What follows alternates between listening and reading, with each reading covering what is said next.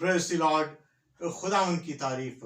خداوند کا فضل آپ پر ہو اور اس کا رحم آپ پر ہمیشہ جاری رہے. ایک بار پھر ایک نئے سوال کے ساتھ کہ تمہارے پاس کیا ہے کے ساتھ حاضر ہوں. یہ ایسا سوال ہے جو ابتدائی دور کے مسیحیوں سے یہودی لوگ کرتے تھے کہ تمہارے پاس کیا ہے.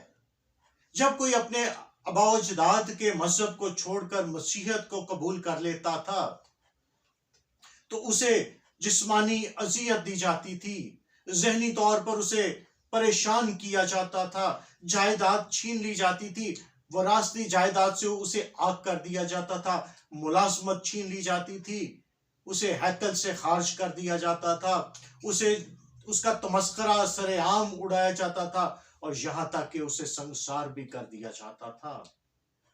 لیکن چونکہ ہر دور میں آسانیاں پیدا کی جاتی ہیں اور راستے نکالے جاتے ہیں، ان کے لیے یہ راستہ اور یہ طریقہ بتایا جاتا تھا ان کو کہ ہمارے پاس تو انبیاء کرام کے ساتھ تعلق ہے، ہمارے پاس موسیٰ کی معرفت دی جانے والی شریعت ہے، ہمارے پاس عہد کا صندوق ہے، ہمارا تعلق ملٹری کمانڈر یشوع کے ساتھ ہے، ہیکل میں گزرانی جانے والی قربانیوں کے ذریعے سے ہم خدا کے ساتھ تعلق جوڑتے ہیں، ہمارے پاس ہیکل کا ساز و سامان اور بہترین پردہ ہے، اور یوم کفارہ پر دی جانے والی مقدس رسومات ہیں. ہمارے پاس ہارون کی کہانت جو تمام کہانت سے زیادہ بہتر ہے، ہمارے پاس یہ ہے. پہلی صدی عیسوی کے یہودی لوگ مسیحیوں سے یہ سوال کرتے تھے کہ ہمارے پاس تو یہ سب کچھ ہے، تمہارے پاس کیا ہے، تمہارے پاس کیا ہے. یہ آج کا ہمارا سوال ہے آپ کے لیے بھی کہ تمہارے پاس کیا ہے. ابتدائی دور کے مسیحیوں کا جواب بڑا ہی سادہ اور سمپل ہوتا تھا.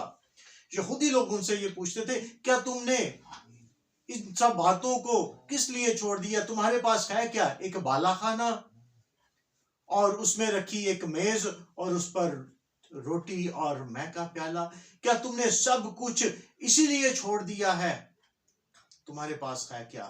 مسیحیوں کا جواب بڑا ہی سمپل سا ہوتا تھا، ایک ہی لفظ میں کہ ہمارے پاس مسیح خداوند یسوع مسیح ہے، اور اسے ہمیں یہ کچھ ملتا ہے کہ اس کی کہانت ہارون کی کہانت سے زیادہ بہتر ہے. وہ موسیٰ سے بڑا ہے، وہ انبیاء سے بڑا ہے، وہ فرشتوں سے افضل ہے، اور اس کی کہانت ہارون کی کہانت سے زیادہ بہتر ہے، اور اس کی قربانی بیلوں اور بچڑوں کی بار بار گزرانی جانے والی قربانی سے زیادہ افضل ہے. اس نے ایک ہی بار قربان ہو کر ہمیں تمام قربانیوں سے مخلصی اور نجات بخشی ہے.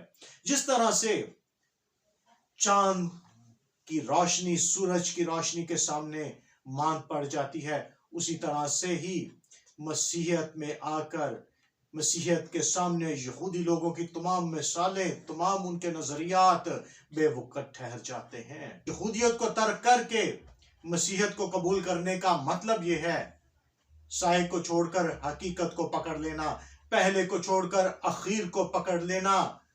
المختصر یہ کہ اچھے کو چھوڑ کر بہترین کو پکڑ لینا، اور خداوند یسوع مسیح میں ہمیں یہ سب کچھ حاصل ہوتا ہے. اور خدا نہ کرے کہ میں کسی چیز پر فخر کروں سوائے اپنے مسیح کے، اس لیے ہم عارضی کو چھوڑ کر مستقل کو پکڑ چکے ہیں، اور وہی ہمارا نجات دہندہ ہے جس نے تمام گناہگاروں کے لیے اپنی جان کو صلیب پر قربان کیا تاکہ ہماری مخلصی اور نجات ہو. وہ خداوند آپ کو اس کلام کے وسیلے سے برکت بخشے، اور آج سے آپ کا بھی یہی جواب ہو کہ میرے پاس مسیح ہے اور اس میں ہمیں یہ سب کچھ ملتا ہے.